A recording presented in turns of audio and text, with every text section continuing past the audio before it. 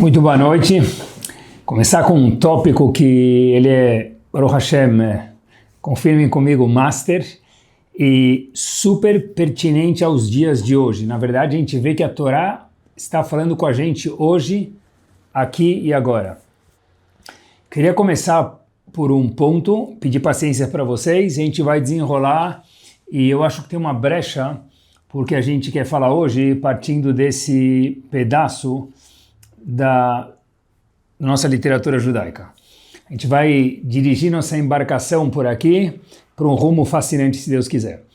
Tem um pedaço do Talmud, que talvez seja famoso, no Tratado de Nedarim, esse não é que fique agora, no Tratado de Nedarim, na página 81a.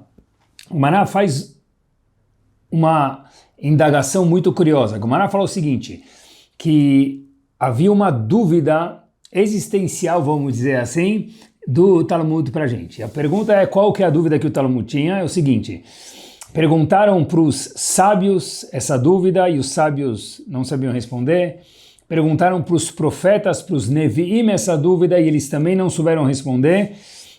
A dúvida era Alma Avda Haaretz, qual é a razão que houve a destruição do Bet HaMikdash? Então, os sábios não sabiam responder, os profetas não sabiam responder, até que a Gemara conclui que Hashem próprio respondeu. Qual é a razão? She'em mevarechim batorah tchila. A razão que o Bet HaMikdash, o templo foi destruído e houve o exílio do povo, etc. e tal, é que a gente não fez a bênção antes da Torá. A gente sabe que antes da Torá de manhã, a gente tem Birkot HaShachar e Birkot HaTorá. Essas Birkot HaTorá, eles não faziam. Diz o Talmud, por essa razão, que só Hashem podia contar isso para a gente, é a razão pela qual o Bet HaMikdash foi destruído. E a pergunta nossa é, oiê, um minuto, hold on. Destruição do Bet HaMikdash, milhares de mortos, mais um minuto. O Talmud pergunta para a gente por que o Bet HaMikdash foi destruído, e o Talmud conta no Tratado de Yomá outra razão. O Talmud traz outra razão pelo qual o Bet HaMikdash foi destruído. Diz o Talmud na página 9b, no Tratado de Yomá, a razão que o Bet HaMikdash primeiro foi destruído é porque eles cometeram as 3 averot, que são as únicas 3 que a pessoa precisa entregar a sua vida e não as cometer. Que a gente já conhece elas que são idolatria, relações sexuais proibidas ou assassinar alguma pessoa. São as únicas 3 averot que a Torá fala. Por essas 3 averot, a gente não pode cometer elas, mesmo que a gente precise dar a nossa vida. Então, a pergunta existe, óbvia que existe, é que tem uma Gemara que contradiz a outra. Numa Gemara está escrito que são 3 averot, essas 3 que causaram destruição do Bet HaMikdash. Na outra Gemara, não, é porque eles não fizeram brachá na Torá. Mais um minuto. Make up your mind. Ambas Gemarot foram nossos sábios que escreveram e, na verdade, como a gente já falou muitas vezes, as Gemarot são o raio-x do cérebro de Hashem. Não pode existir contradição. Uran, lá no Tratado de Nedarim, Uran é um dos comentaristas Rishonim da época do Rashi, Rabbeinu Nissim, diz o seguinte, que ele fala que se foi difícil a gente ver a olho nu, o fato é que Chachamim não sabiam a resposta da destruição do Bet HaMikdash, nem profetas sabiam. O que quer dizer isso que eles não fizeram brachá na Torá inicialmente? Então diz Uran, não é que eles não faziam a brachá, eles falavam as palavras. Mas como que se não fizeram? Por quê? Diz Rabbeinu Nissim, Shelo haita Torá chashuvá beneim, que a Torá não era importante para as pessoas. Já que a Torá não era importante nos olhos dele, então mesmo que eles faziam brachá, eles faziam desleixado. Não davam a devida importância para a Torá. Se dessem a devida importância, teriam feito a brachá antes de estudar de um jeito muito power, obviamente. E aqui, meus queridos, Rav Elia Lapian traz em nome de um dos Rabanim de Slabotka, e também a gente encontra isso no Rav Israel Misalant, o seguinte conceito. A Gemara fala no Tratado de Brachot o seguinte, Kola mevazeh et abegadim lesof eino nehene mehem. No fim do Tratado de Brachot, na página 62b, A Gemara fala o seguinte, toda pessoa que ela despreza as roupas, por exemplo, ele rasga elas, ele não cuida delas, no fim vai acontecer que essas próprias roupas, não as rasgadas, mas qualquer roupa, não vão dar acolhimento, aquecimento e vestimento à pessoa. Ou seja, o que a gente está aprendendo daqui? Quando a gente despreza alguma coisa, o exemplo do Talmud é a roupa, mas pode ser qualquer coisa, quando a gente despreza alguma coisa, aquilo faz com que a gente não consiga ter proveito daquilo. Então, olha que interessante, pessoal. A gente perguntou, um minuto, tem uma contradição em 2 pedaços do Talmud. Num pedaço diz que o Bet HaMikdash foi destruído por aquelas 3 averot. No outro pedaço diz porque eles não fizeram brachá antes de estudar a Torá, não valorizaram a Torá. Mas há uma pergunta bomba aqui. Como que pode ser? Então diz Rav Israel Misalant, e Rav Eli Apian também traz isso mais uma vez, algo power. Falou o seguinte, um minuto, se as pessoas estudavam Torá, como que é possível que a própria Torá não protegeu eles de não cometer essas 3 averot? Pessoal, olha que pergunta bomba. Eles estudavam Torá, só que não faziam brachá antes. Mas um minuto, segura aí. O fato de estudar a Torá é uma proteção que a gente não faça averot. Como é que é possível que eles estudavam Torá, mas eles fizeram essas 3 averot que são gravíssimas? Por isso, só Hashem podia responder. Perguntaram para os sábios, não sabiam a resposta. Para os profetas, não sabiam as respostas. A resposta do porquê o Bet HaMikdash foi destruído. E só Hashem pode responder porque houve falta de apreciação à Torá. E quando a gente deixa de apreciar algo, aquele algo, pode ser roupa, como o Talmud mencionou, pode ser a Torá, o que for, perde o seu valor. Mesmo que eles estudaram, porém a Torá, quando ela não é estudada com apreciação, ela não protege a gente de fazer averot graves. Conceito gigante, pessoal, bomba. Eu me lembrei, quando eu estava lendo e preparando o shiur, que um dos grandes violinistas do mundo, isso saiu uma vez, ficou famoso naquele jornal Washington Post, óbvio que o jornal de Washington, no ano de 2007, teve um grande violinista, um dos maiores violinistas do mundo, ele tocou no teatro, e óbvio que lotou o teatro, e o menor ingresso desse violinista era de $100 por pessoa. Esse mesmo violinista depois foi tocar no metrô, na hora do rush.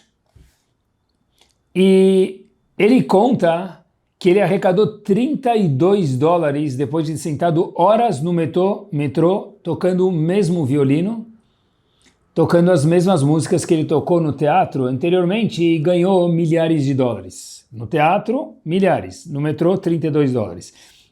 Ele ganhou $32 de uma só pessoa que reconheceu ele, deu para ele esse valor, que é o que ele tinha no bolso. O resto não deu nada. Mas um minuto. Ele estava tocando um violino chamado Stradivarius, que é um violino que vale mais de $1 milhão. E o violinista era maravilhoso.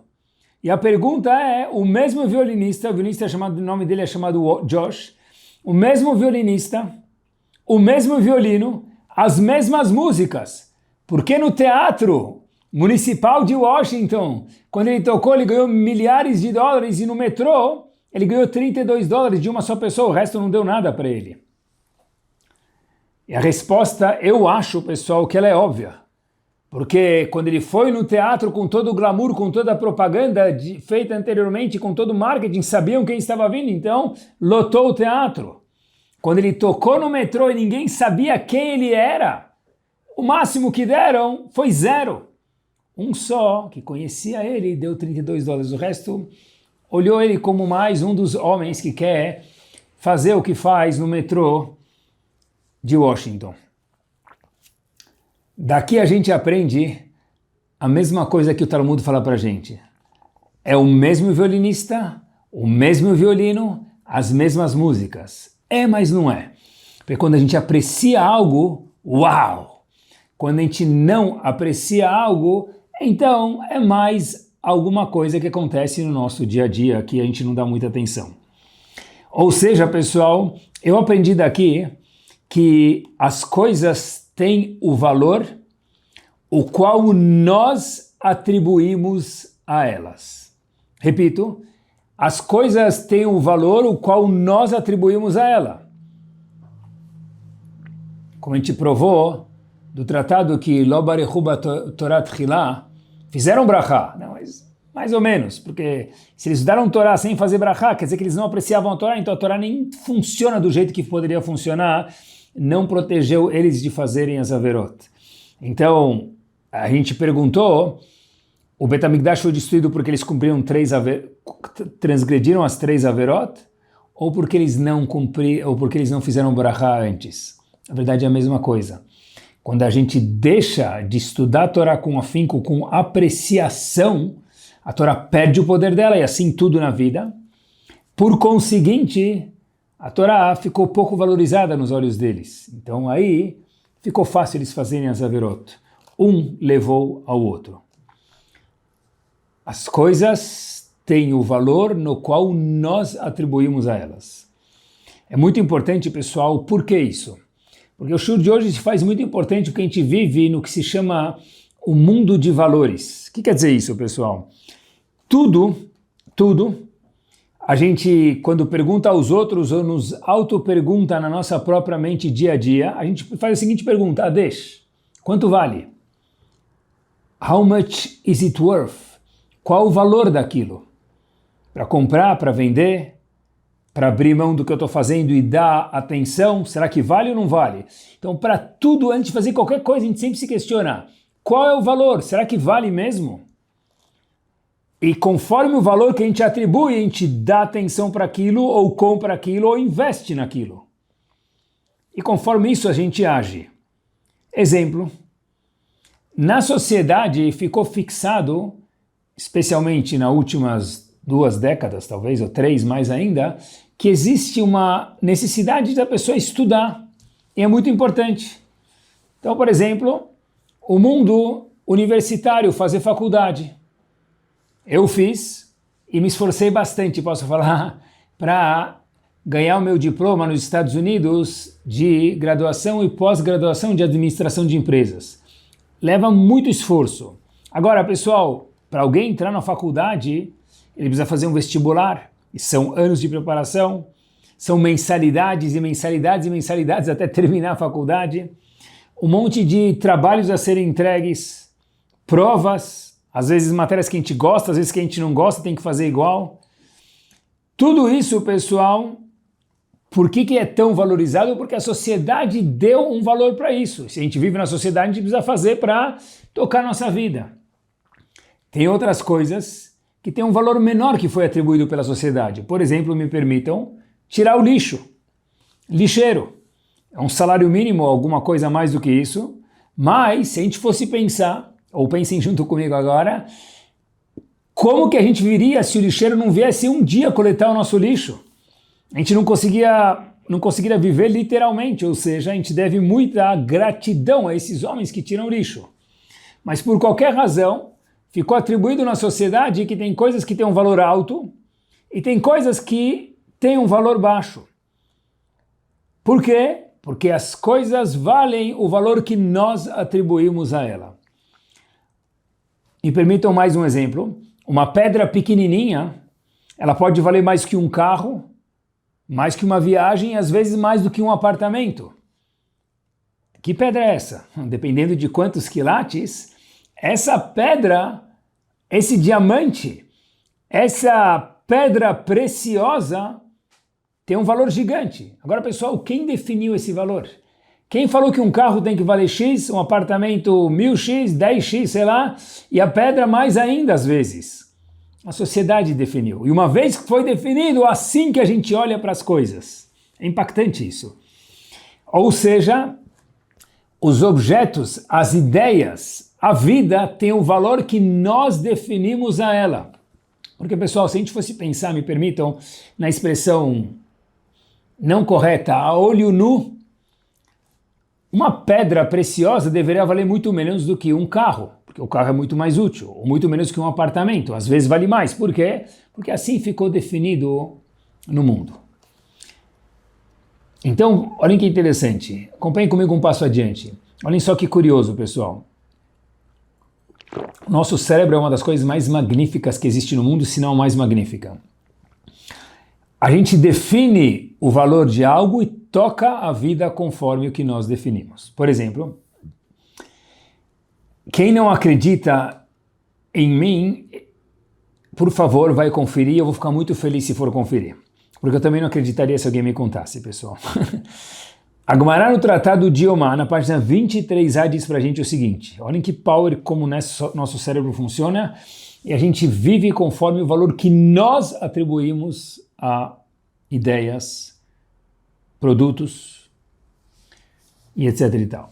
Diz o Talmud pra gente no Tratado de Yomá, na página 23a, por favor, confiram depois. Tá no Rabanan. Vou ler para vocês 2 linhas. Masebe Shnei Kohanim. O Talmud conta pra gente que às vezes havia uma disputa que quem ia trabalhar no Bet HaMikdash, havia mais do que uma pessoa, então eles faziam uma corrida na rampa do Mizbeach, do altar, onde traziam sacrifícios. Quem chegava primeiro ganhava o privilégio de trabalhar no Bet HaMikdash naquele dia. Então, conta o Talmud pra gente, tá no Rabanan. Masebe Shnei Kohanim. Aconteceu uma vez com 2 Kohanim que empataram, eles queriam ver quem ia trabalhar, então foram para a corrida no altar, na rampa do altar. Sheiu Shneim Shavim, e os 2 estavam correndo, estavam um do lado do outro, 100 metros rasos um do lado do outro. Veratzim Veolim Bakevesh, eles estavam subindo a rampa. Só que, vamos chamar o Reuven, tinha Reuven e Shimon, vamos chamar. Reuven viu que ele não ia chegar antes do Shimon. Pessoal, leia o Talmud. Kadam echad mehem letoch dalet amot shel havero venatal sakino. Takalo belibo. Ele pegou uma faca que ele tinha consigo, enfincou no colega do lado dele, e assim o colega caiu no chão, e ele, óbvio, chegou primeiro na linha final e ganhou o privilégio de trabalhar no Bet HaMikdash. Isso no segundo Bet HaMikdash. Essa história aconteceu na época do segundo Bet HaMikdash. Óbvio que, pessoal, quando o Reuven colocou a faca em Shimon, o Talmud não conta se ele foi eleito ou não, imagino que não, mas ele colocou a faca para ser eleito para trabalhar no Bet HaMikdash. Shimon ficou ferido grave, porque Shimon foi esfaqueado, literalmente. A pergunta que o Talmud faz logo em seguida é que houve uma comoção no momento, óbvio, porque um enfiou a faca no outro, mas pessoal, olhem o que eles estavam preocupados, diz o Talmud. Será que a faca agora ficou também impura? Porque quando um utensílio tem contato com um morto, ele fica impuro. Só que aí, de imediato, tiraram a faca de Shimon, que foi esfaqueado, e falam, Shimon ainda não morreu, ele ainda está em vida. Mesmo que ferido gravemente, então a faca ainda não está impura.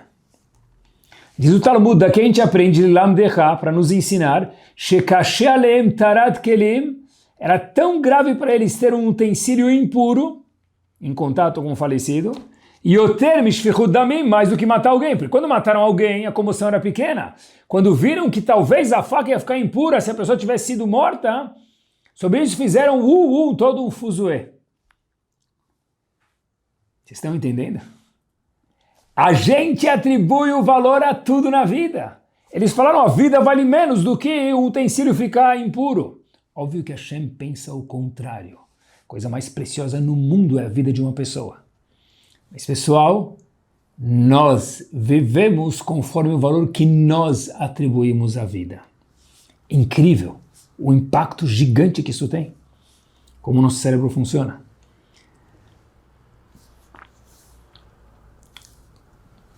Uma bomba isso. Pessoal, quem é o sábio de verdade? Quem é um gigante de verdade, pessoal? Gigante, fiquei pensando, quando estava preparando esse shiur, que é o giant, é aquele homem, aquela mulher, aquela pessoa, que tem o seu GPS, os seus valores alinhados, calibrados com os valores da Torá. Esse é o nosso job no mundo. E a gente tem que cada vez redefinir mais e melhor, e a gente está aqui para isso, para cada vez ir melhorando e acertando um pouquinho mais e melhor. Mas, pessoal, é impactante, meus queridos, qual o nosso trabalho. Uma pessoa que tem os seus valores linkados com a Torá, e essa pessoa tem os valores deles aferidos, ISO 9001, exatamente conforme a Torá quer, esse é o homem mais feliz do mundo. Esse é o homem que vive da forma mais verdadeira do mundo. Sábio é aquele homem, aquela mulher que tem os seus valores igual do que a Torá atribui a cada uma das coisas. E hoje, meus queridos, isso é para um herói. De fato, isso é para um herói. Eu falo sério, nesse mundo com tantos ismos, tantas ideias diferentes que fogem ao valor que a Torá atribui, estar ancorado com uma cabeça com valores, não só de produtos, com valores emocionais, com valores espirituais, com valores familiares, de tudo, no que a Torá considera e atribui a tal entidade ou identidade, isso é para heróis, pessoal. E sortudo é o homem, a mulher que tem contato com a Torá, tem o privilégio, a sorte de ter o único livro do mundo que manteve e mantém e manterá os valores atribuídos a cada uma das coisas e que nunca mudou e nunca mudará. Qual que é o valor da família na Torá tem? Qual que é o valor do dinheiro na Torá tem? Qual que é o valor da vida da pessoa na Torá tem? Qual que é o valor do Shabat? Na Torá também tem. O valor de tudo na Torá tem. Quanto mais tempo passa,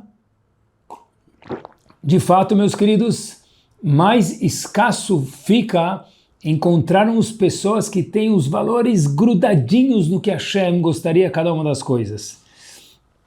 Eu estava um dia na escola trocando uma ideia parecida com isso, com uma pessoa, e eu disse para ela o seguinte: olha, eu lembro quando eu era pequeno e tinha um jogo chamado Resta 1. Quem não conhece, é um jogo que a gente ia pulando pecinhas e tinha que tentar que sobrasse só uma peça no tabuleiro. Depois vocês procuram no Google, Rav Chat, Resta 1. E eu falei para mim mesmo, olha, do jeito que o mundo está ficando, me permitam, de ponta cabeça, vai ter um Resta 1. Quantas pessoas vão sobrar, me permitam, normais no mundo? E quem chama de normal, normal tem que ser para a gente o que Hashem chama isso de normal.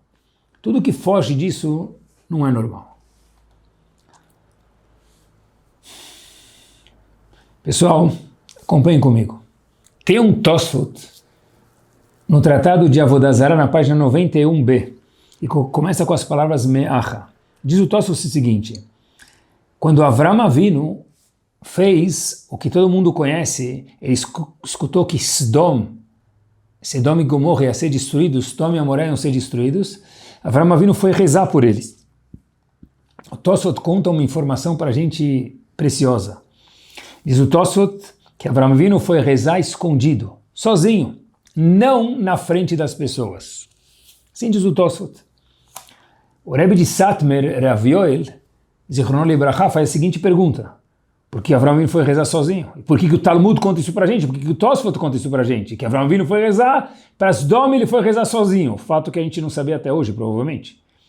O que muda se ele foi rezar sozinho ou se ele foi rezar na frente, na Avenida Angélica, na Avenida Paulista ou em Manhattan, na frente de todo mundo? Diz o Rebbe de Satmer o seguinte: que Avram Avinu foi rezar para Sodom pessoas que se comportavam completamente opostas ao que Hashem queria, aos valores da Torá. Por isso diz o Tosfot que Avram Avinu teve que rezar sozinho. Por quê? Porque quando a gente quer rezar para algo perverso, por valores opostos à Torá, a gente tem que rezar não em público. Por quê? Para que as pessoas que estão nos vendo, rezar por eles, não pensem, não justifiquem que essas pessoas que a gente está rezando, que Avram Avinu, no caso, estava rezando para, eram tzadikim. Então diz o Tosfot, Avram Avinu foi rezar, porque Avram Avinu estava preocupado com todo mundo. Mas ele falou, ainda assim eu tenho uma responsabilidade para o público. Se eu for rezar e todo mundo me ver, vão achar que as pessoas de Sodom são tzadikim, estou rezando por elas. Então Avram Avinu foi rezar, mas sem ninguém ver ele. Daqui, pessoal, a gente vê uma coisa incrível, que nós criamos a nossa realidade. Avram Avinu estava com medo de criar uma realidade não boa na frente das pessoas de Sodom. Nós impactamos os outros com os nossos valores. E nós nos impactamos com os valores que nós atribuímos às coisas. E os outros também. Escutem só essa história. Chaim, mais dizendo Rav Chaim, um Rav que morava em Nova York, mais precisamente no estado de New Jersey, e era Rav numa sinagoga, tinha um salário bem pago, e no lugar onde ele morava em New Jersey, é um lugar pouco habitado na época, por pessoas que tinham um contato mais forte com a Torá, observantes de Torá e Mitzvot. Um dia, ele vê que os filhos dele saíram com as pessoas que moravam lá na sinagoga, etc e tal, para brincar no Shabat, e, mais uma vez, não eram tão religiosos os participantes da sinagoga, e a filha dele saiu, e assim foi a história. E aí, o pai pergunta para ela, Rav Chaim pergunta para ela, quando ela volta, no Shabat, aonde você foi? Ela falou, foi na casa de uma amiga, e pronto, estava legal, a gente brincou, estava muito gostoso. E pergunta, o que mais você fez? Ela falou, olha, eu comi um omelete, pai. Na hora que ele escutou isso, ele entendeu que o omelete foi feito no Shabat, é proibido cozinhar no Shabat, mesmo que o fogo já tivesse aceso, cozinhar ainda é 100% proibido. Naquele dia, esse Rav Chaim falou para sua esposa, nós estamos de mudança. A esposa falou para ele, mas como? Falou, nós estamos de mudança. Eu não vou sacrificar o chinuch, a educação dos meus filhos, para nada. Mesmo que eu tenha um sustento bom aqui, mesmo que a gente está fazendo um trabalho bom com a comunidade, a educação dos nossos filhos vem antes. A gente está falando hoje de valores. A educação dos nossos filhos vem antes. Esse Rav Chaim avisou as pessoas da sinagoga e eles tentaram insistir para ele. Ele falou, olha, não é negociável. Se minha filha foi na casa de alguém e comeu um omelete no Shabat, para mim é o fim da picada. Saíram e foram morar em Williamsburg. Mas lá, numa comunidade religiosa, e não tinham trabalho para eles, então esse casal, Rav Chaim e esposa, tiveram dias muito, muito difíceis, que sobrava mês no fim do salário, em vez de sobrar salário no fim do mês. E eles tiveram depois um filho. Esse filho se chamava Shimon. E a família se chamava Pincus. Esse Shimon depois cresceu e virou o grande homem Rav Shimon Pincus. Rav Shimshon Pincus. E perguntaram para os pais, em qual mérito você teve um filho tão grande, que fez tanto impacto na nossa geração, Rav Shimshon Pincus? Os pais desse Rav Shimshon falaram em qual mérito? Foi no mérito que a gente viu aquele omelete, minha filha comendo aquele omelete, a gente falou, chega. Quando nós falamos para nós mesmos que nós vamos manter as nossas prioridades corretas na vida, independente de quanto a gente vai perder e o que a gente vai abrir mão, nós temos prioridades e delas nós não abrimos mão. Eles falam que foi esse o mérito de nós termos o privilégio de termos um filho como o famoso e o grande Rav Shimshon Pincus Zichron Libraha. E eu fiquei pensando comigo mesmo, depois que eu vi essa história, que cada dia, meus queridos, quando a gente acorda de manhã, a gente tem que pedir para Hashem alguma coisa. Eu peço para Hashem, Hashem, me dê um dia ensolarado, me dê um dia maravilhoso. Mas eu peço mais uma coisa, e que eu possa refletir você, Hashem, aqui nesse mundo. Me dê um dia maravilhoso, e que eu possa refletir você, Hashem, no mundo. Seja estudando Torá, seja cumprindo as mitzvot, seja ajudando os outros, seja pagando minhas contas. E eu estava repassando esse shiur na minha cabeça durante a minha corrida, estava fazendo ginástica e estava repassando esse shiur na minha cabeça. Eu sempre penso bastante sobre o que eu vou, antes de falar o que eu vou falar, me organizo, escrevo, preparo um começo, meio e fim para ter respeito ao público. E eu lembrei, pessoal, de algo magnífico que tem tudo a ver com o que a gente está falando. Quem lembra, ótimo, quem não lembra vai procurar. Havia algo chamado trolebus, há 10 anos atrás, talvez 20.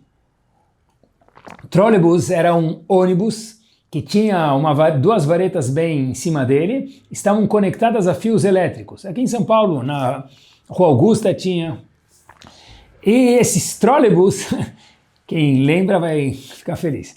Esse trolleybus, ele tinha duas varetas presas, ele é movido a eletricidade. Hoje está famoso nos carros, mas antes não tinha, então ele preso, só que ele só podia andar onde tinha eletricidade, onde tinham cabos elétricos. Se ele desse uma curva um pouco mais para a direita ou para a esquerda, ou, óbvio, fosse para uma rua que não tinha aqueles cabos elétricos feitos para esse ônibus chamado trolleybus, o que ia acontecer? O ônibus parava, e muitas vezes a gente estava no ônibus, ele parava de funcionar. Tinha que vir a companhia e recolocar de volta no trilho lá em cima.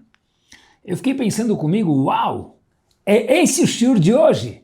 Cada um de nós é um trolleybus e a gente tem que estar conectado com os fios lá em cima, meus queridos. No momento que a gente se desconecta dos valores da Torá Kedoshá lá em cima, para de funcionar. Tem que ser assim. E hoje não é fácil. Eu já falei para vocês isso. Mas já que não é fácil, meus queridos, o mérito é vezes 1000, pelo menos. E não exagero quando eu falo vezes 1000. Para a gente ter os nossos valores ancorados na Torá Kedoshá é algo gigante. Meritoso, mas sortudo também. Aquele homem, aquela mulher que tem o privilégio de ter valores conforme o que Hashem vê o mundo. E é incrível como a gente vê isso, meus queridos. Eu estava faz pouco tempo em New Jersey, contei essa história para vocês, mas eu me lembrei que eu estava faz algumas semanas em New Jersey e eu entrei numa loja de livros e fui comprar um livro, 2 livros. De repente fui pagar e meu cartão não estava passando, então fui aproximar o celular, não estava passando. E aí o moço da caixa da loja de livros falou para mim, olha, qual é o número do seu cartão? Eu digito aqui e aí tá tudo ok. E eu falei para ele, pega meu celular e olha. Ele falou, não, fala você o número para mim. Eu falei o número e eu entendi por quê. Porque era um homem, pessoal, que não queria olhar um smartphone. E eu fiquei muito feliz com aquele homem. Porque ele tem seus valores, fala, olha, eu não quero ter um smartphone, não quero nem olhar. Fala você para mim o número que eu digito. Ele falou com muita delicadeza, o que me chamou muita atenção, mas a mensagem entrou no meu coração. Do lado daquela loja de livros, onde esse homem queria manter a Kedushá ao máximo, parecia ser uma pessoa muito íntegra, muito fina, muito delicada. Havia uma loja de licores, kasher. E eu fiquei curioso, eu sou um mau bebedor, quer dizer, eu não estou acostumado a beber, talvez eu me chamo de um bom bebedor, porque eu não preciso beber, graças a Deus, para ficar feliz. Não fui acostumado a beber, mas eu vi aquela loja de vinhos, de licores, parecia uma joalheria. E eu, curioso, entrei para ver 2 andares, música ambiente, todo um glamour naquela loja. Então, parecia de verdade que eu estava numa joalheria de relógios, de joias chiques. E eu fiquei pensando comigo mesmo. Há 20 anos não tinha lojas assim. Há 10 anos talvez, não sei se tinha, mas há 20 anos certeza que não tinha. A gente pegava o vinho que tinha aí na rua, era o único que tinha, um vinho kasher que tinha aí, e tocava ele. Hoje tem dezenas, desculpem, aqueles que entendem de vinhos, centenas de tipos de vinho. Tem confraria, tem degustação. Eu logo lembrei de uma Gemara, pessoal, quando eu passei esse episódio na minha cabeça de New Jersey para vocês. A Gemara no fim do Tratado de Sotá, na página 49b, na última folha, diz para a gente algumas coisas que vão acontecer be'ikveta de Meshicha, quando o Mashiach estiver batendo na porta, quando a salvação Mashiach estiver chegando. Diz o Talmud, pessoal, uma das coisas que vai acontecer é a yain beyoker, o vinho vai ficar mais caro. Rashi pergunta, por quê? Porque o Talmud logo antes, lá em Sotá, diz para a gente que vai haver mais abundância, mais vinho, só que o vinho vai ficar mais caro. Então Rashi pergunta, por quê? Quando a gente tem mais oferta, então o preço devia cair. Se tem mais vinho, o preço devia cair. Diz Rashi, Sheakol oskim bemishtaot. Todas as pessoas vão estar envolvidas em beber vinho, em confraria, em saber cada tipo de Melier, e Cabernet, Cabernet, Chardonnay. Pessoal, presta atenção, olha que power. Diz Rashi, por que o vinho vai estar tão caro? Vai ter muito vinho disponível. Sim, mas vai ter muita gente, mais gente procurando vinho, então o preço do vinho vai subir. Por quê? Porque vai chegar numa geração onde o mundo vai procurar beber. Beber, beber. E pessoal, isso por si só é uma profecia. O Talmud foi escrito há mais de 2000 anos atrás. Falar que no futuro vai haver dezenas de espécies de vinhos, de tipos de vinho diferentes. Há pouco tempo atrás aqui no Brasil tinha um vinho kasher. Não kasher, talvez 10, 15. Hoje tem dezenas, centenas, ou talvez até milhares de tipos de vinho diferentes. O que isso tem a ver com valores, pessoal? Porque hoje o bar mitzvah, ele ficou mais bar do que mitzvah. Queria rir, mas não consigo. Hoje, a gente, pessoal, quem fez isso? A resposta é que todos nós fizemos. Porque quando a gente insere valores na nossa sociedade, escutem com 4 ouvidos, meus queridos, a gente atribui esses valores, a comunidade recebe eles e nós vivemos na comunidade, então a gente acaba vivendo conforme esses valores. Será que um casamento precisa ter um open bar? Eu não sei, eu acho que precisa ter uma música bonita, precisa ter talvez uma decoração bonita, sem exagero. A música tem que estar alegre, os convidados têm que estar felizes, mas tem que ter open bar. Se eu não encher a cara, se eu não fizer um esquenta, não dá para ficar feliz? Eu sempre falo para quem me pergunta é que quem é feliz de verdade não precisa beber para ficar feliz. Quando a gente faz, pessoal, o nosso casamento assim, o nosso bar mitzvah assim, o nosso bar mitzvah tem bebida assim.